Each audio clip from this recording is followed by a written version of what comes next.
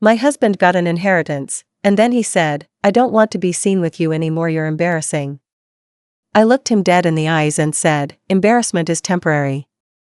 Humiliation is forever." The next day, he was fired in front of his friends. Yesterday he came home looking smug. He had just booked another expensive dinner with people I didn't know, at a place I could barely pronounce. I asked if we were still going out on Friday like we planned. He didn't even look up when he said, "I don't want to be seen with you anymore. You're embarrassing." I stared at him. I didn't yell, I didn't cry. I just said, "Embarrassment is temporary. Humiliation is forever." The next day, he was fired in front of his colleagues. I had receipts. I had connections. Now, he's sitting in a hotel trying to call me. I haven't picked up. Here's how we got here. Silas and I had been married for 18 years. We met in Northern Virginia in our early 30s, both single, both climbing our career ladders, both convinced that the world hadn't seen the best of us yet. I was managing billing departments for a private medical group. He worked in finance, mostly commercial accounts. Back then, he had a calm confidence that made me feel safe. Solid. That was what I wanted in a partner. I didn't need flash. I needed someone who made sense. He was practical, polite, driven. Our courtship was short. We got married after a year. I wouldn't call it whirlwind.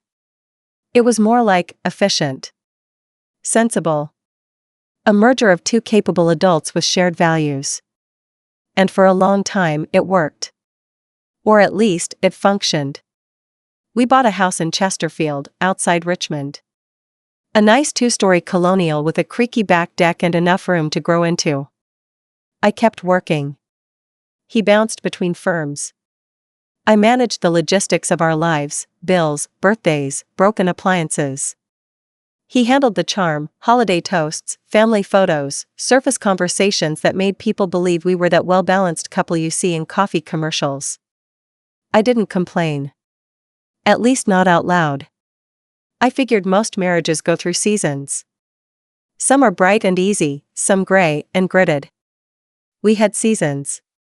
Summers and winters. But we endured. Until his father died. Silas hadn't been close to the man. I only met him twice in nearly 2 decades. But when the will was read, Silas inherited everything: a tidy portfolio of rental properties in the Carolinas, some stocks, a lifetime of carefully tucked away cash. Over $2 million. Just like that, our entire world tilted. At first, I didn't think it would change us. Silas always said money wouldn't change him. And for a couple weeks, it didn't. We talked about paying off the house, investing, maybe taking a long overdue vacation. I remember looking up flights to Italy. But something started to shift. Quietly at first. A new wardrobe. A membership to a golf club in Goochland we'd never even visited before. He started saying things like, "We need to level up," and "I can't be stuck in this suburban loop forever." I watched as his posture changed. His tone changed. He was always gone. Always networking. He replaced his sedan with a car I couldn't comfortably get into without bending sideways. He changed his phone. Started going to the gym obsessively. His texts became shorter. His eyes didn't soften when he looked at me anymore, they scanned me, like I was being evaluated. One Friday, I found him on the phone in the garage, laughing softly. He didn't hear me. "No, she's still around, yeah, I know. But trust me, it's temporary." My stomach dropped. Still, I tried to believe we could survive this shift. I made more effort. I wore lipstick to the grocery store.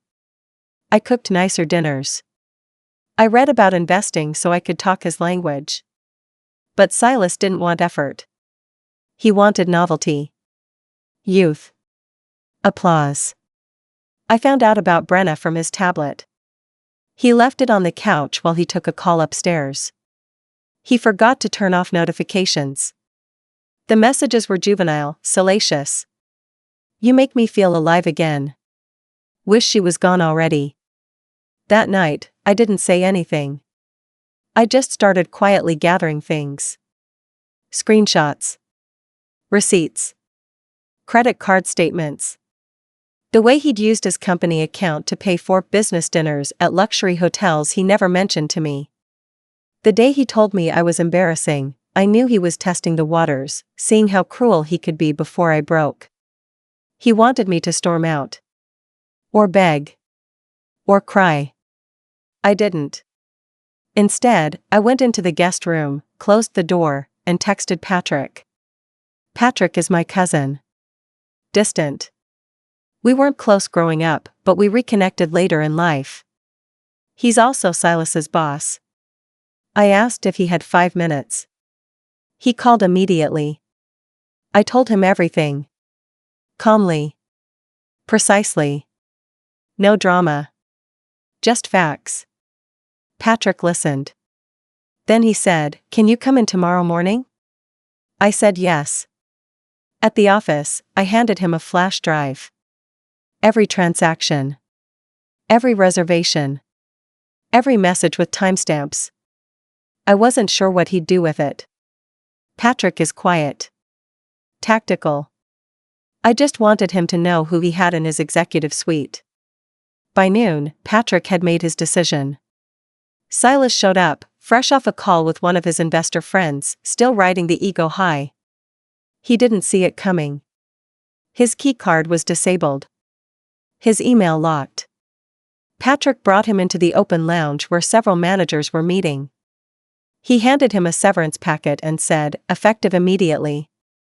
Silas tried to argue. Bluster. Said it was a mistake. But the room was too quiet. And Patrick was too calm.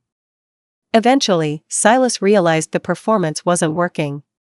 He walked out with no fanfare. That night, he tried to come home. I didn't let him in. The locks were changed by then. Silas stood outside in his pressed slacks and $1,000 loafers, trying the door handle like it might just magically open if he tugged hard enough. I watched from the upstairs hallway window, not with satisfaction exactly, but with a grim sort of clarity. He paced for 10, maybe 15 minutes. Tried calling me, twice. I didn't answer. The ringer was off. I wasn't interested in hearing what version of himself he was scrambling to piece together now that the floor had crumbled beneath his snakeskin shoes. I went back downstairs after he finally left. I didn't cry. Not because I wasn't hurt, but because I'd already done all my grieving in the months he'd slowly erased me from our shared life. What I felt instead was a strange, quiet calm. Like the storm had passed, and now it was just me, left in the debris, choosing which pieces were worth picking up again. The following week was oddly productive. My lawyer, Martina, sharp as nails and twice as unrelenting, filed the preliminary divorce paperwork. She read through the prenup, a document Silas had proudly drafted back when he thought I was the one marrying up. It worked against him in the end. The clause about infidelity voiding his protections? Ironclad. He hadn't just walked into that trap, he practically built it for himself, brick by brick. In those days, I learned to fall in love with silence again. The house, once echoing with Silas's phone calls and the clink of his overpriced whiskey tumblers, became a haven. I cooked for myself. Real food. Not to impress or to placate. Just to nourish. I played old records. Sat on the porch during golden hour. I read a novel that had been sitting on my nightstand since last summer. Little things, maybe, but they felt like stitching torn fabric back together. Silas tried to email me a week after he was fired. He didn't apologize, not really. Just a vague "I didn't handle things well and maybe we should talk this through like adults." It was laced with arrogance. Like he still believed he had leverage. Like he thought there was a version of this story where he got to rewrite the ending. I didn't reply. But I forwarded it to Martina. Meanwhile, word got around. Richmond isn't as big as it pretends to be. Especially not in Silas's circle. Men he'd once called to golf with stopped replying to his messages. A few colleagues, more sympathetic to me than I expected, reached out quietly. One sent me a link to a blog post Brenna had written, where she vaguely described ending a relationship with a toxic, older man who thought money could excuse mediocrity. She hadn't even used his name, but it didn't take much to know it was him. I couldn't decide whether to laugh or feel sorry for him. I settled somewhere in the middle. The house became my sanctuary. I planted flowers. Repainted the guest room. I started sleeping with the windows open again, something Silas always hated. He claimed the noise bothered him. But the sound of wind and far-off crickets felt like a lullaby to me now. I slept deeper than I had in years. One morning, I ran into Melanie, our old neighbor from across the cul-de-sac. She gave me a long look, half curiosity, half solidarity. Then she said something I'll never forget. I always wondered how you put up with him. Just that. No judgment. No pity. Just acknowledgement. And that was when I realized how invisible I had been. To Silas. To others. Even, at times, to myself. Being married to a man like him required shrinking. Not at first. In the beginning, I had opinions. Voice. Style. Over time, though, I adjusted to keep the peace. I stopped buying clothes I liked. Stopped suggesting restaurants. I even stopped laughing as loud because he once said it was a little much. But now? I was loud again. Not in volume. In presence. There's something unexplainably powerful about walking through your own kitchen, drinking coffee, barefoot in your own silence, and knowing you no longer have to answer to anyone's disapproval. Silas sent flowers on what would have been our 19th anniversary. They were expensive. Orchids. With a note that simply said, "I miss us." I didn't even bring them inside. I left them on the porch overnight. By morning, they'd wilted in the cold. There's a metaphor in there somewhere.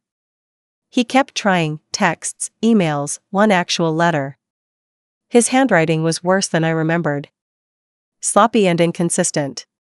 I could barely tell if he was trying to win me back or salvage his own ego. He didn't ask about me. Not once. Not how I was doing. What I was working on. If I'd slept well in weeks. He just talked about what we had and how much we built together, as if the past could be refurbished like one of his vintage watches.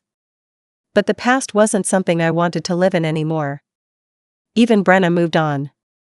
Her Instagram went private. Word was she'd started dating someone closer to her own age. Silas, meanwhile, had a real estate license now. Trying to sell high-end homes with charm that had long since expired. The reviews were unkind. Pushy. Arrogant. Talked over me the whole time. It was uncanny how similar the feedback sounded to the things I once said in therapy. Now, I spend a lot of time with myself. I walk the trail near Belle Isle on Sundays. I bake, nothing fancy, just the kind of recipes that make the house smell like cinnamon and intention. I call my sister more often. She says I sound lighter. Not happier, necessarily. But freer. There's more to tell. The legal battles.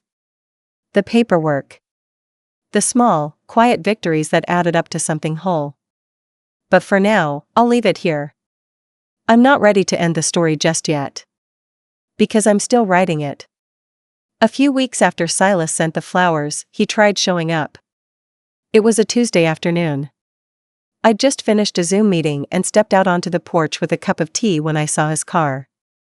Not the flashy Porsche he used to flaunt, but a silver Camry that looked like it was borrowed or rented. The man who stepped out of it wasn't the one who used to smooth his tie in the hallway mirror before client meetings. He was thinner. Paler. Hair unkempt, like he'd given up trying to impress anyone but still hadn't accepted that nobody was watching anymore. He walked toward the porch with caution. Not confidence. Almost like he wasn't sure I'd recognize him anymore. I didn't move. He stopped at the bottom step and looked up at me like he was waiting for some kind of cue, permission, maybe. I thought maybe we could talk. That's all he said. I didn't respond. Because there was nothing to say. Eventually, he realized he wouldn't be invited inside. He stood there, shifting uncomfortably, before finally muttering something about mistakes and timing and how everything just got away from him. I remember studying him in that moment, not with anger, not even with pity. Just distance. Like I was looking at a photograph of a life that no longer fit in any of my albums. He didn't ask to come in. He knew better. He stood there a moment longer, then nodded, turned, and left. That was the last time I saw him in person. Not the last time he tried, of course. But the last time he showed his face. The divorce proceedings moved along quickly after that. Martina was relentless. She found every loophole he thought he'd sealed shut. We had records, timelines, financial trails. The infidelity, the misuse of marital funds, the manipulation, it was all documented, in black and white. Silas had hired some aggressive attorney from Short Pump who barked a lot but couldn't get past the walls we'd built. I didn't go to court. Everything was handled through mediation and legal counsel. I stayed home and baked lemon bread while Martina dismantled his case piece by piece. In the end, I walked away with 60% of the shared assets, including a portion of what remained of the inheritance, what Silas hadn't already burned through trying to impress strangers. The house was mine. The car, too. The joint savings account, drained and pathetic, was closed. His attorney tried to argue that I didn't contribute to the inheritance. Martina just laughed. Then listed every year I took a second job while Silas figured things out. There was no alimony. He didn't fight for it. That, I think, was his final performance of pride. The settlement gave me stability, but what I really gained was freedom. I started seeing a therapist, Dr. Collier, a retired trauma specialist who ran her practice out of an old craftsman house with ivy-covered windows. She reminded me of my grandmother. Warm, but sharp. No patience for self-pity. You stopped existing in your own life, she told me once, early on. Now, your job is to step back in. So I did. I started slow. Morning walks at Bird Park. Volunteering once a week at a literacy nonprofit. Going to farmers markets on Saturdays and buying herbs I didn't even know how to use yet. I took a woodworking class at a community center in Mechanicsville just because I could. I was the only woman in the group. I made a table, uneven legs and all. It still sits in the sunroom. One night, I ran into Annette, an old coworker from my billing days. We hadn't seen each other in years. She'd heard through mutual friends that I'd divorced Silas. She didn't ask for details. She just smiled and said, "You look taller." I don't know if I actually did. But I felt it. Grief still came. Not for him. But for the time I lost. For the years I'd spent accommodating, silencing, twisting myself into smaller and smaller shapes to fit inside someone else's fantasy. I thought marriage was supposed to be compromise. I didn't realize mine had been a disappearance. I cried sometimes, at night. Not loud, not desperate. Just soft tears that felt like old wounds being rinsed clean. But the mornings always felt lighter. I stopped looking at his social media. It wasn't worth the energy. But others still sent me things occasionally. Screenshots. A failed business venture. A messy falling out with someone he used to call his closest confidant.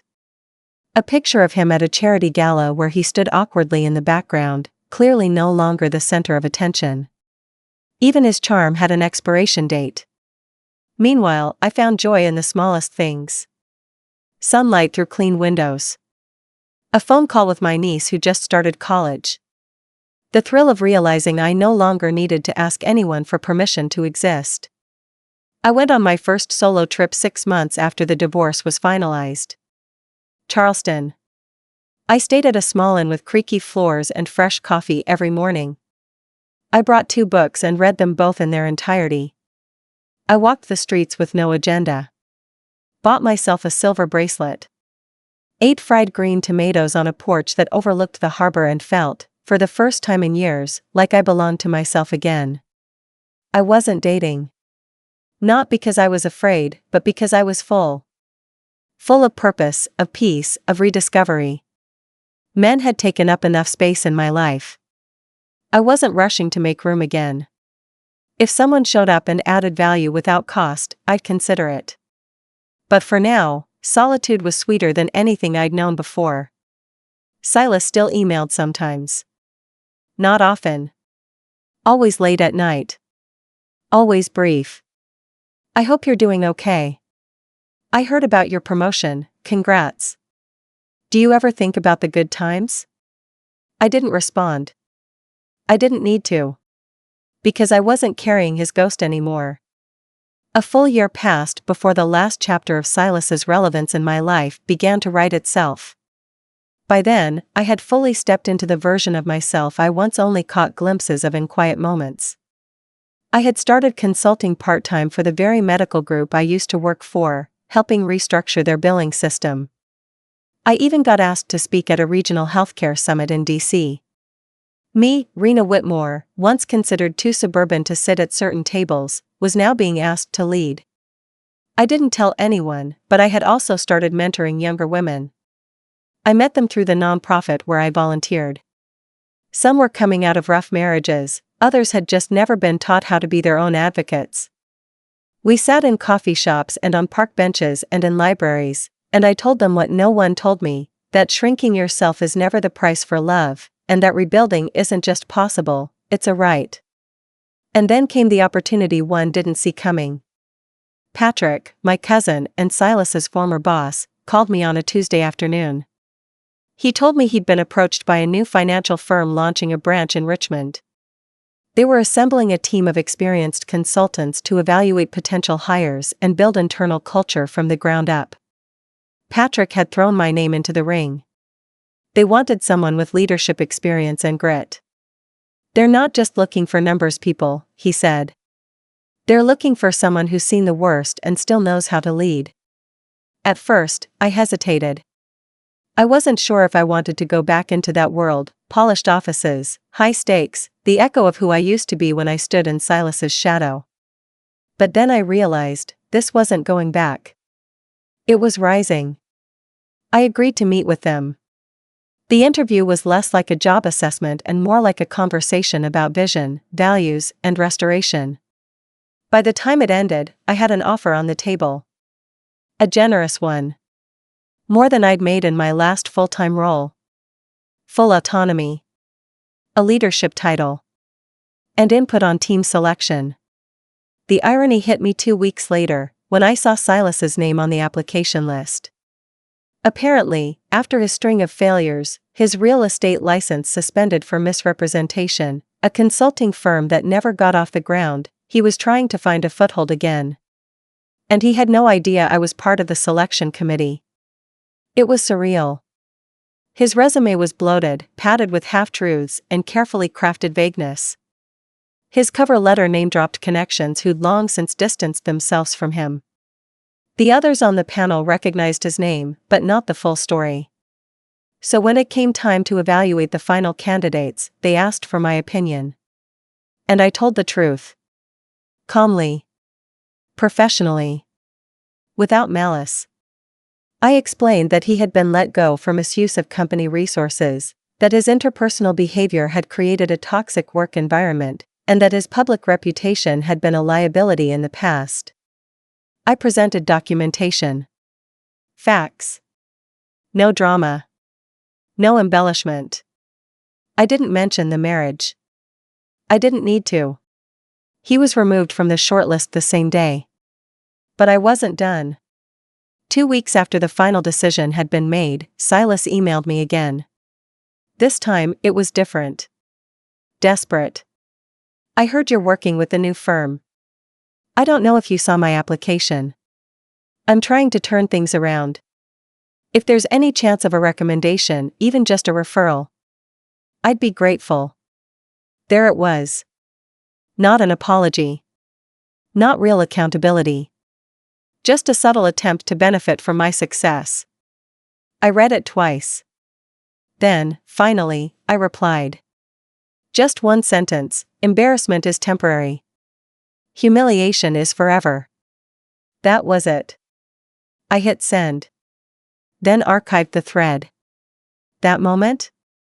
It wasn't petty. It wasn't cruel. It was closure. It was the sound of a door shutting for good, with no anger behind it, just certainty. Today, I sit in an office of my own. One I earned. With windows that catch the morning sun and a whiteboard filled with plans for the quarter ahead. I mentor women weekly. I cook for myself most nights. I still sleep with the windows open. And when I think about Silas now, there's no bitterness. Just distance. Like remembering a place I once lived but would never go back to. He called me embarrassing. But I rebuilt my life from the ashes of his arrogance. I didn't fight him with fire, I outgrew him. And that, I think, is the kind of revenge that lingers the longest.